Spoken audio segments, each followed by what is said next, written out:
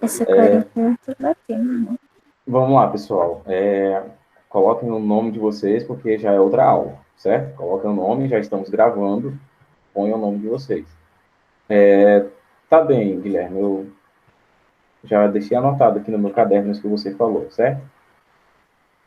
No caderno aqui que eu falo bloco de notas. Bom, para a nossa aula de geografia, né, a gente vai ler o texto. Esse daqui, sim, vai ser bem contextualizado. Aliás, contextualizado não, vai ser bem dentro do texto do livro, e a gente vai fazendo uma certa intertextualidade, né? Que vocês pararam no comércio e indústria na página 165 e no comecinho da 166, né? Então vamos lá. Livro, página 166, né? 166, aliás, por que eu estou falando 6 e 6? Né? 166. Que a gente já vai penetrar no tema Europa, na geografia, né? Todo mundo com o livrinho aberto, cadê a aba daqui da aula? Pronto, todo mundo com o livro aberto, 12 pessoinhas, no caso 10, página 166, livro de geografia. Europa, né? Então vamos lá, só para contextualizar, né? Com a população cada vez mais idosa, a Europa precisa dos imigrantes de muitos países, aliás, dos imigrantes que muitos não querem, né? Por exemplo, sobre essa questão de expansão geopolítica, aliás, expansão geopolítica não, de expansão populacional. O próprio Canadá vai facilitar, né, a entrada de imigrantes, porque lá vai precisar de muitas pessoas, segundo os políticos, os chefes de Estado, depois da pandemia. Notem que eles não têm uma visão tão positivista da pandemia e que vão precisar de pessoas lá, de imigrantes lá, como é o caso de alguns outros países também. Né? A União Europeia precisará atrair uma quantidade significativa de trabalhadores estrangeiros a longo prazo. Né? A Europa, diferente do que muitas pessoas pensam, movimenta tanto os comércios quanto os Estados Unidos. Né? Vamos lá. Vamos começar a nossa leitura e eu vou contextualizando aqui. A Europa. O contingente populacional europeu gira em torno de 750 milhões de habitantes e é muito influenciado pelas correntes migratórias externas e internas.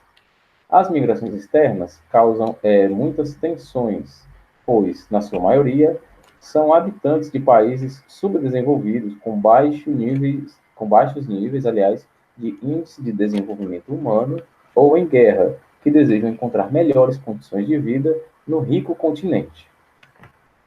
Aqui a gente já observa muito do que acontece há anos, né? E esse movimento migratório tanto é para quem realmente deseja e para quem está fugindo. Né? Tem gente que está realmente fugindo do seu país de origem. Eu vou dar um exemplo claro, óbvio, dos países, como o nosso texto nos orienta, dos países de guerra. A gente observou principalmente, né, com a ascensão de regimes, de organizações, de entidades totalitárias. Eu vou citar, por exemplo, o Estado Islâmico, promovendo o assassinato de diversas pessoas, em sua maioria os cristãos, né? A guerra na Síria, né? A guerra na Líbia, a guerra nos países árabes em geral. Fez com que as pessoas quisessem realmente fugir dali, porque não tem condições de se desenvolver ali, e procurassem o continente europeu. Na teoria, era o lugar melhor que eles tinham e mais próximo para que pudessem fugir.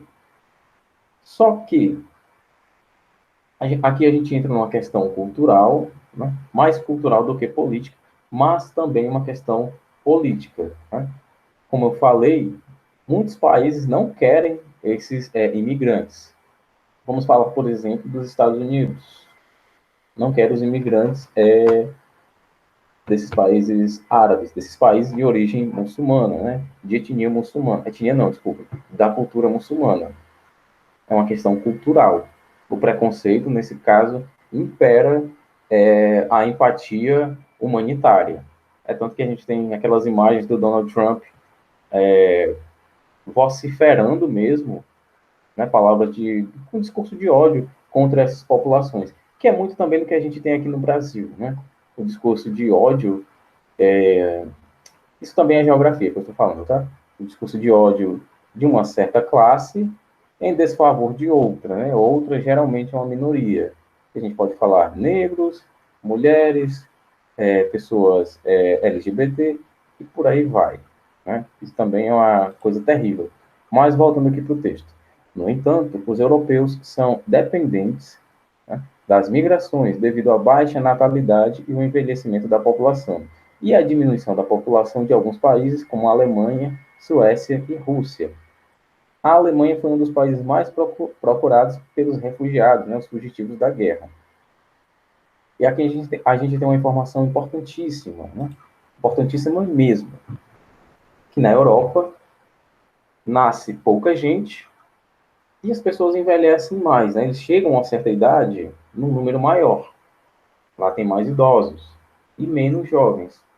Isso também se dá por uma questão cultural. Lá as pessoas têm poucos filhos, né? Aqui a gente, na cultura brasileira, claro, eu não estou generalizando. Não tem regras, só temos exceções, né? Se toda exceção tem regra, isso também é uma regra. Desculpem a brincadeira. Vamos lá, para não complicar a cabeça de vocês. Por uma questão cultural, na Europa, eles têm poucos filhos. Eles entendem que o ato de, sendo mais racionalista do que outra coisa, né? Eles entendem que procriar, né, realmente não deve ser um ato feito todo ano, né? Aqui no Brasil a gente tem famílias com 7, 12 filhos, né? Isso ainda é uma realidade. Isso também vem da questão da educação, principalmente, entendam, da educação financeira, da construção familiar. É isso que eu estou dizendo. Eu não estou dizendo que uma pessoa que tem muitos filhos é mal educada. Não estou dizendo isso. Isso é uma questão cultural, certo? Até porque eu estudava, né? Eu parei o curso, estudava astrofísica com um professor da Universidade Federal de Santa Catarina, e ele tem, se eu não me engano, são 7 filhos, né? Ou são 6, alguma coisa assim, mas são muitas crianças que ele tem. E ele é doutor em astrofísica.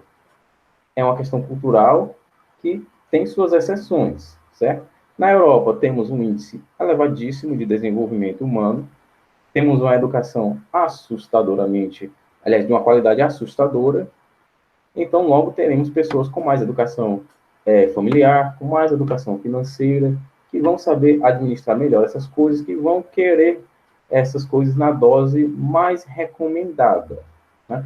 Também a gente entende que colocar muitos filhos no mundo talvez não seja uma boa ideia do ponto de vista financeiro, né? Isso é o que eu falo quando faço referência ao aspecto educacional, que lá na Europa as pessoas temos uns índices baixos de natalidade e pessoas que chegam, mais pessoas que chegam a idades avançadas, né? Isso também é reflexo de uma boa educação do ponto de vista da saúde, do ponto de vista da nutrição. Lá as pessoas se alimentam majoritariamente bem, né? Bom, fim do parágrafo, né? Formada por 50 países, é o segundo menor continente. Só é maior que a Oceania, que tem 14 países. A grande quantidade de países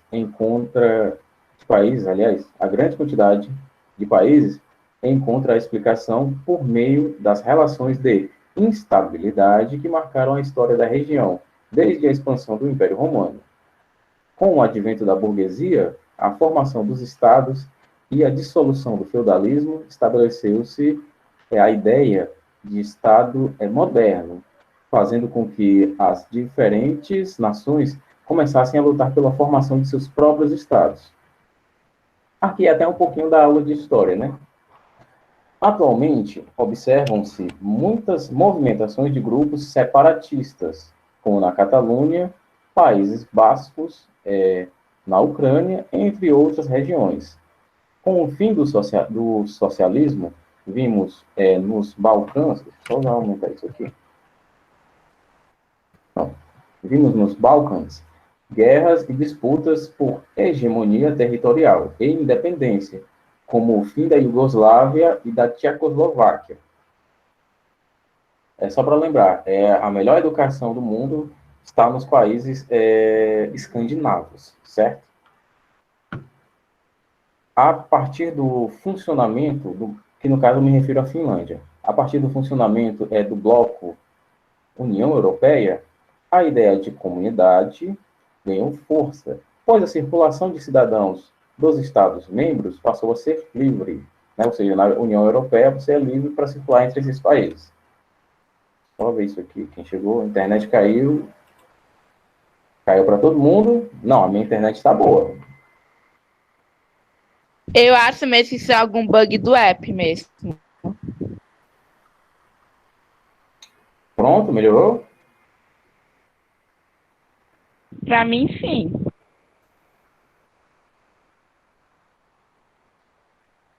Ah, sim, eu imagino. Tem gente que saiu sem querer, né? Bom, mas vamos continuar aqui a leitura. A ideia de comunidade, né, ou seja, de população unida, comunitária, né, fraternidade, ganhou força, pois a circulação de cidadãos dos Estados-membros da União Europeia passou a ser livre, bem como de produtos e autorizações de trabalho. No entanto, são 28 países membros e mais de duas dezenas de países fora desse círculo privilegiado. Quase 70% da população europeia reside na zona urbana, 75%, aliás. Um total de 551 milhões de habitantes, com uma população relativa de 72,3%, aliás, 72,3 habitantes por metro quadrado, por quilômetro quadrado, aliás. Seria muita gente no metro só. 72,3 habitantes por quilômetro quadrado. Uma das maiores populações urbanas do planeta. O PIB dos 28 membros da União Europeia só perde para o PIB dos Estados Unidos, com quase 16 trilhões de dólares no ano de 2015. Os tipos humanos, só para falar sobre PIB, uma curiosidade sobre geopolítica, sobre geografia e sobre a parte financeira. Né? A gente tem hoje o dono da Amazon caminhando para ser o primeiro homem trilionário do mundo. Né? A estimativa é que isso ocorra em 2026, se não me engano, 2026. 1 trilhão é maior do que o PIB de muitos países. Então, vocês entendam toda essa riqueza acumulada em um único ser humano. Né? Somos mais de 7 bilhões de pessoas na Terra. E um único homem vai deter uma quantia maior do que o produto interno bruto de muitos países por aí. O professor tá travando? Ainda está travando, não acredito não. O professor tá bugando muito. É assim, do nada, todo mundo sai, fica só eu na sala.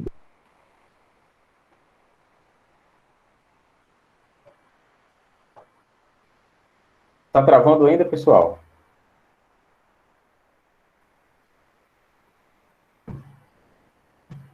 Está travando? Vocês estão aí?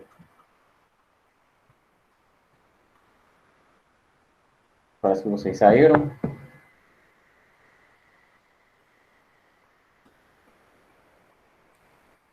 Cadê Guilherme? Está aqui? Vamos lá, pessoal. Preciso que vocês respondam para eu continuar a aula ou tomar uma medida para a gente melhorar o desempenho. Bem, eu tô aqui, né? Está travando para você? Não. Bom, vou continuar, pessoal. Embora tenhamos apenas 11 pessoas, mas vai ter resultado sim. Eu estava falando do acúmulo de riquezas, da diferença da polarização, né? Um país produz menos do que a riqueza de um homem. tem menos riqueza para a sua população. Só para a gente situar um pouquinho da consciência de classe aqui. Os tipos humanos da Europa são predominantemente brancos, algo em torno de 85% da população.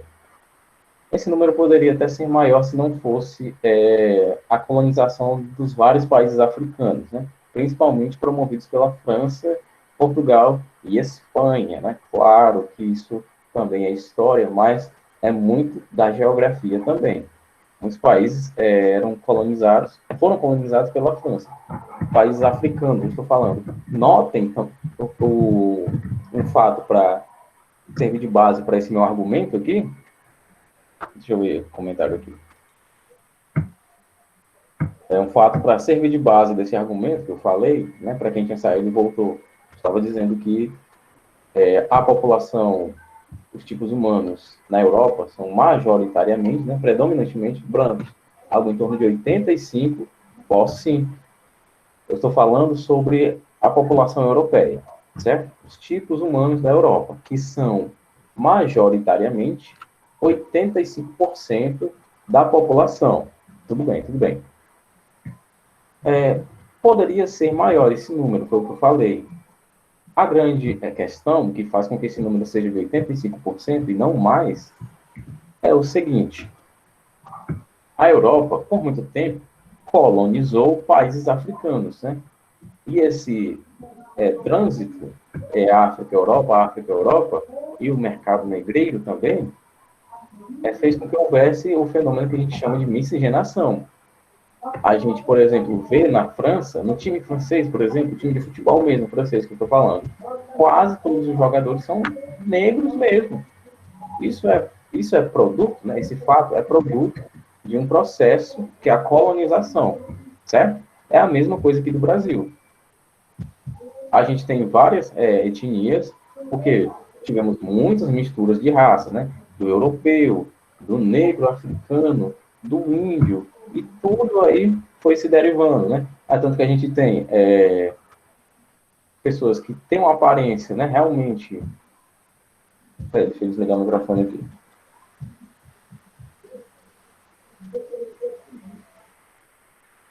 Tem outro microfone ligado.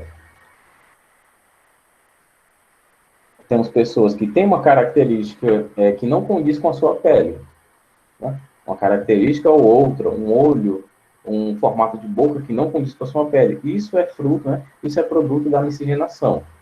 Certo? Eu não vou falar as características, que é para não parecer que é uma ofensa. Claro que não é ofensa, é só uma explicação sobre os processos migratórios, processo de miscigenação, sobre essas questões geográficas e também históricas, né? Os tipos humanos da Europa, isso eu estava falando, são predominantemente brancos, algo em torno de 85% da população, e são divididos em 3 grandes grupos étnicos e linguísticos, né? Latinos, germânicos e eslavos. Professor, Pois não.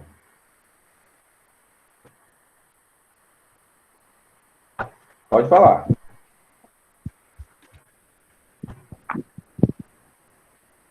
Professor, tá tudo ruim. o meu tá travando muito. Tá travando ainda, meu querido?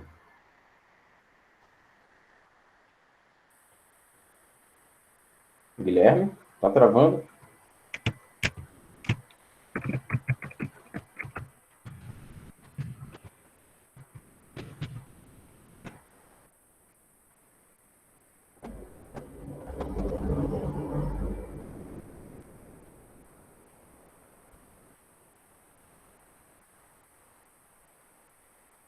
Bom, o Guilherme parece que saiu.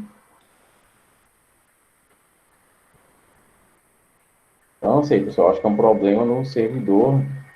Até porque aqui no meu microfone tá... Aliás, o microfone que eu estou ouvindo tá acusando que alguém tá com o microfone ligado. E tá realmente. Peraí, deixa eu tirar.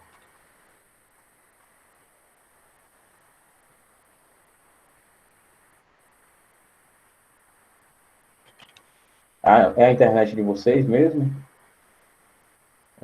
A minha internet?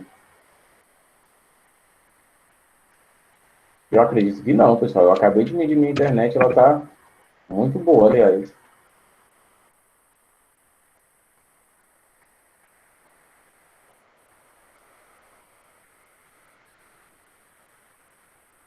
Olha, se fosse a minha internet, quem estaria saindo da reunião seria eu. Quem está saindo da reunião são vocês. Então não é a minha Professor, internet, não. acho que é a nossa internet que tá ruim mesmo. É, É porque Porque se fosse a minha tá saindo só. internet, quem estaria saindo da internet da sala de aula seria eu. Só que quem está saindo são vocês. Eu acredito que não é a minha. eu também acho. Até porque os outros aplicativos também estão muito lentos. Menos o WhatsApp. Olha, a minha internet aqui está em 38 mega. Marinho. Esse é o da sala. Vou lhe mostrar aqui.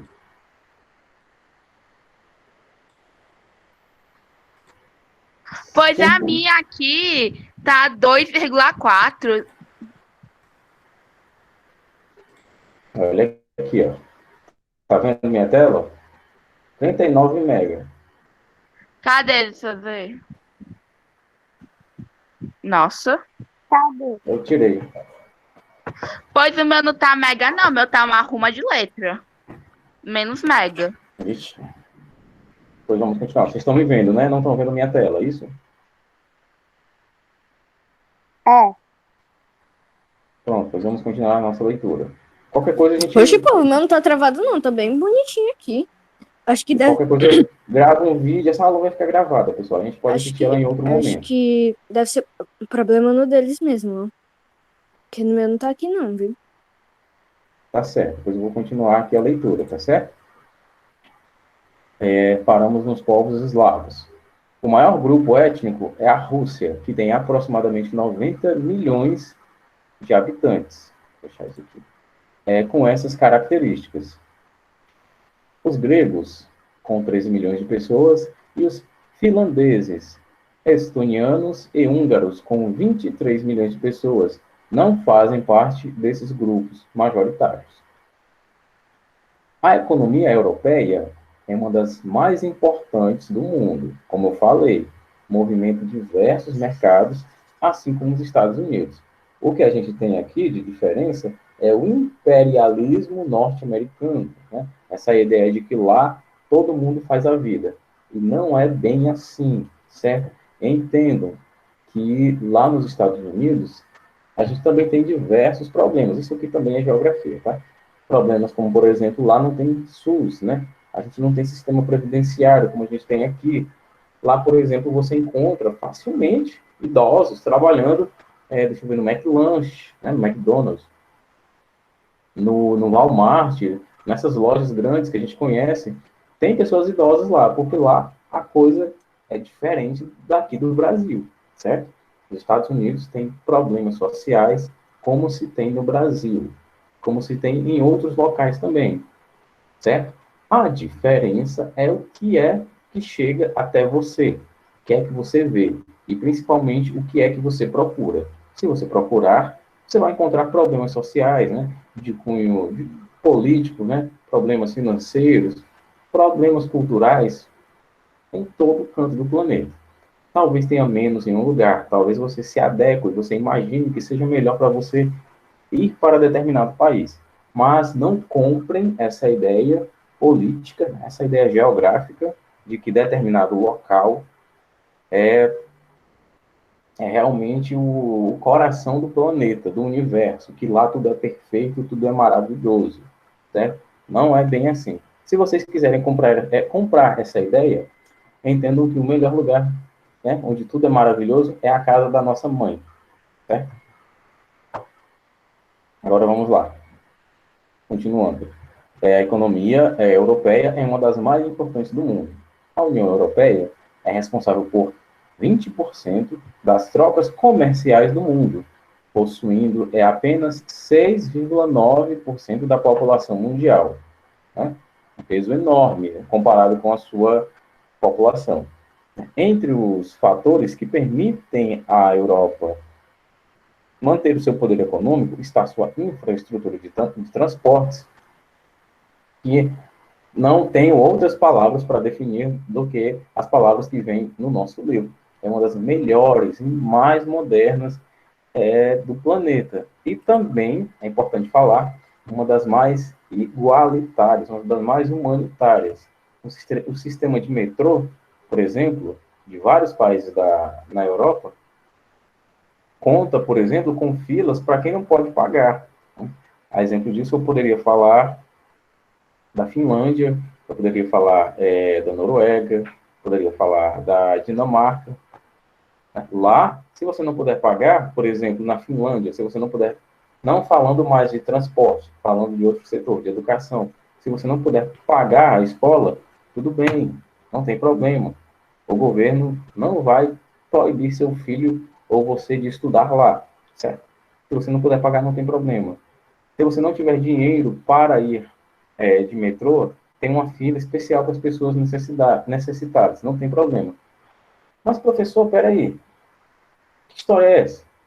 E se todo mundo não quiser pagar a escola, dizendo que não pode? Vixe, saiu tanta gente da sala agora. Se muita gente se muita gente não quiser pagar a escola, dizendo que não pode, a grande questão é essa, a questão cultural. Lá, ninguém tem esse entendimento, né, esse desejo de se aproveitar dos outros. Lá, realmente, quem diz que não pode pagar é porque não pode pagar mesmo, certo? Lá, as pessoas têm esse entendimento anticorrupção, vamos dizer assim. Se uma pessoa disser que não pode pagar a escola, realmente é porque ela não pode. Se ela disser que não pode pagar o metrô, realmente ela não está podendo. Lá eles não têm essa visão aproveitadora que a gente tem aqui no Brasil. Isso foi só na minha aula, ou, Yasmin? Não foi nas outras?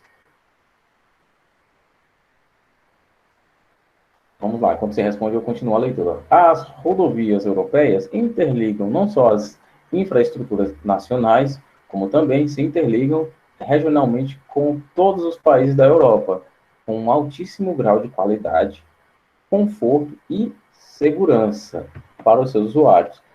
Os rios de planície europeus são intensamente aproveitados para navegação, justificando a existência de hidrovias com infraestrutura portuárias fluviais de 230 portos na movimentação de 140 milhões de tonelada-quilômetro.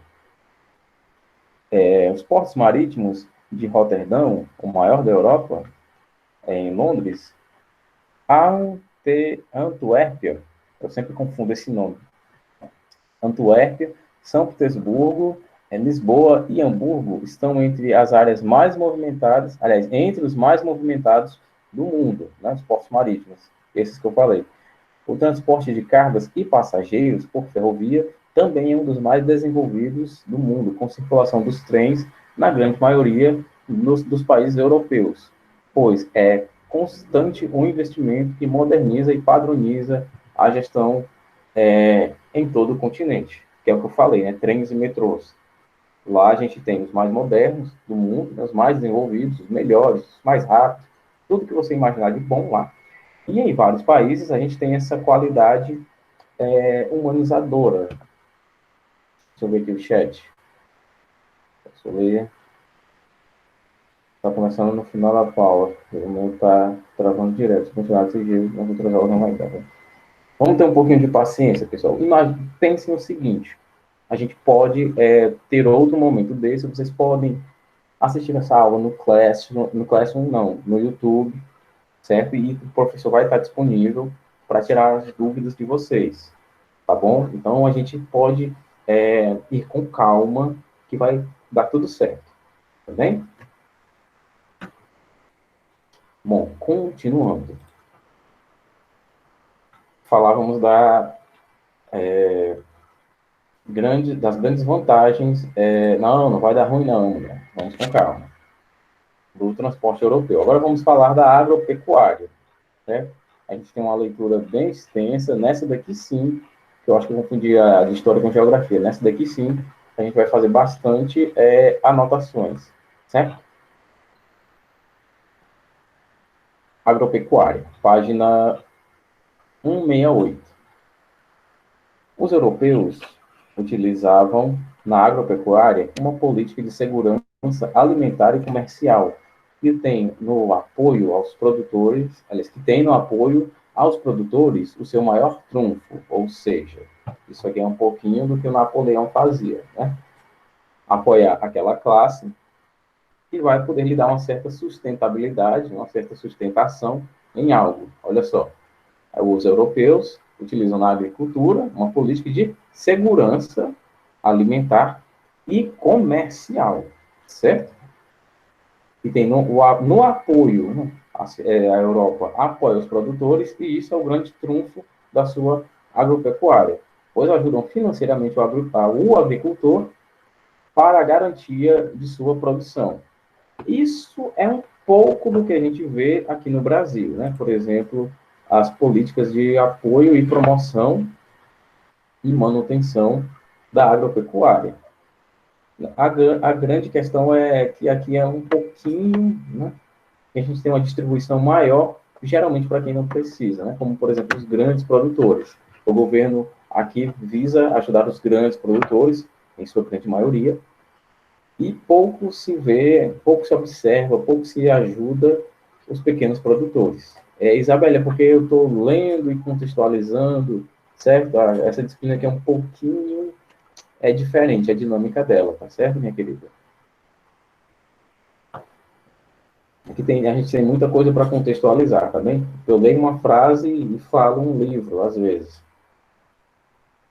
Vamos lá. Essa ajuda se chama subsídio e é aplicada de maneiras diferentes em cada país, com reflexo direto na manutenção do produtor na terra, pois muitos deixariam, aliás, de produzir, se não fosse a ajuda de seu país. Note que aqui, embora a gente tenha algumas diferenças, né, esse país ajuda de uma maneira, aquele país ajuda de outra maneira, mas ainda assim essa ajuda é muito superior a que a gente nota, né, ao auxílio que a gente nota, o apoio que a gente nota de outros países para com os seus agricultores, certo? E que aqui também, mais do que em outros lugares, algumas pessoas não poderiam produzir se não fosse esse apoio, esse incentivo ao produtor rural, certo? Os subsídios são muito criticados por países como o Brasil e a África do Sul, porque são tidos como concorrência desleal, em que os produtores europeus teriam vantagens indevidas sobre os brasileiros e sul-africanos na disputa pelo mercado mundial. Note que tanto aqui o Brasil pouco ajuda os pequenos produtores, como critica quem ajuda os produtores nos outros países, né? É meio que manter o monopólio da agropecuária centrado nos grandes produtores. É um pouco falando de política também, porque geografia também é política. É um pouco do que o nosso ministro da Economia falou, que o Brasil vai perder dinheiro se investir, se ajudar os comerciantes pequenos, tem que investir nos grandes. Essa é a visão que o nosso país geralmente sempre teve, né? Mas foi mascarada um pouquinho aqui, um pouquinho acolá, né? E foi um pouquinho seguida pelos ideais, vamos dizer assim, talvez de uma maneira irracional não, inconsciente, como Napoleão fazia, né? Agradar um pouquinho ali para manter os seus interesses. As propriedades agropecuárias europeias são, desculpa, meus óculos, são quase na sua totalidade de origem familiar, em torno de 90%. O espaço rural europeu não possui os contrastes sociais que tanto caracterizam a desigualdade social dos países subdesenvolvidos. Olhem o que eu falei. O espaço rural europeu não possui os contrastes sociais. Vou falar do Brasil mesmo, que a gente vê aqui no Brasil. A gente vê aqui, por exemplo, um produtor de fim de estado, vamos dizer assim, nos confins do país, produtorzinho pequeno, né? E a gente vê o produtor gigantesco, enorme. É um contraste muito grande. Poxa, professor, quer dizer que lá todo mundo tem uma super fazenda com 500 mil cabeças de gado? Não é isso que eu estou querendo dizer. Mas as diferenças, né, entre o mais pobre e o mais rico é mais ou menos isso aqui, por lá, falando de agropecuária. Quando estamos no Brasil, a diferença é gritante, né? É quase que impossível um pequeno produtor chegar perto de um grande produtor. Imagine se tornar um grande produtor, né? Ele tem que quebrar muitas barreiras sociais, econômicas, culturais e políticas, certo? De campo de países subdesenvolvidos. Ponto. O setor primário europeu ocupa, no máximo, 5% da população economicamente ativa do continente e, mesmo assim, está entre os maiores produtores de alimentos do mundo, pelo fato de utilizar processos intensivos de produção em que o investimento financeiro, a tecnologia e a ciência são fatores preponderantes para o aumento da produtividade. Aqui a gente vai notar o seguinte, um pouquinho de um aspecto que não é muito interessante para uma determinada população, que é o investimento na produção de alimentos transgênicos, né? Trans, de modificação, e gênico, de gênio, né? Eu acho que talvez eu já mencionei um pouco disso com vocês. É produzido também na Europa? É produzido sim, mas lá, majoritariamente, o que se preza é a alimentação por meio das vias, vamos dizer, mais naturais, né? É por isso, né? É por causa dessa boa educação alimentar, né? Essa boa cultura alimentar, que a gente tem pessoas que chegam numa idade bem avançada, né? Muitas pessoas, como por exemplo os gregos, né? A cultura alimentar de lá é maravilhosa, por isso que eles chegam a idades bem avançadas e muito lúcidos, muito bem de vida, né? Com aspectos maravilhosos. Nós estávamos produtividade, muita produtividade. A mecanização, sistemas de irrigação, mão de obra especializada e utilização de insumos, né, fertilizantes, corretivos, defensivos agrícolas. A gente entende defensivos agrícolas como os agrotóxicos, tá? Em larga escala, garantem aos europeus grande produtividade por hectare. O produto mais importante na agricultura europeia é o trigo, cultivado nas grandes planícies de solos férteis, como na Rússia, França, Alemanha, Ucrânia e Reino Unido. O centeio, a aveia e a cevada também são produtos importantes na cultura alimentar europeia, colocando-a entre os maiores produtores mundiais. A batata é cultivada em amplas áreas da Rússia, Ucrânia, Belarus e Polônia, colocando esses países entre os maiores produtores mundiais. Outros destaques na Europa são as produções de uva, vinhos, claro, azeitonas e azeite. Obviamente, os melhores, né, são de lá, da Europa. Por países ao sul, como Portugal, Espanha, França, Itália e Grécia. Por sinal, os melhores azeites, afunilando mais ainda a ideia, vem de Portugal.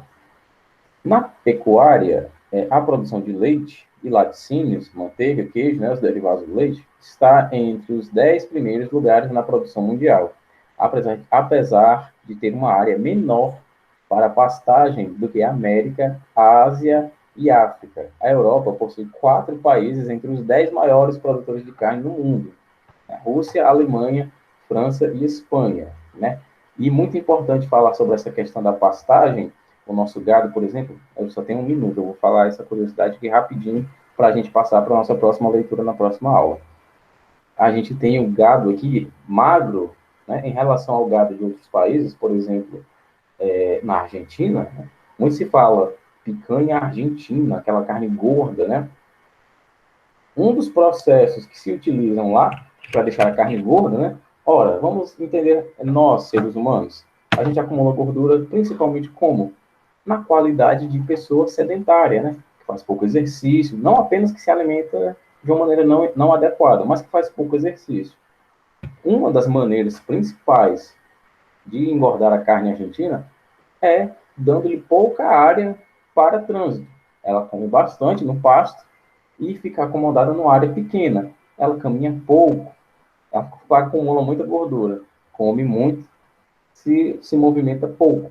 Essa é uma das maneiras de engordar essa carne, certo? Só uma curiosidade que é muito interessante na pecuária, tá bem?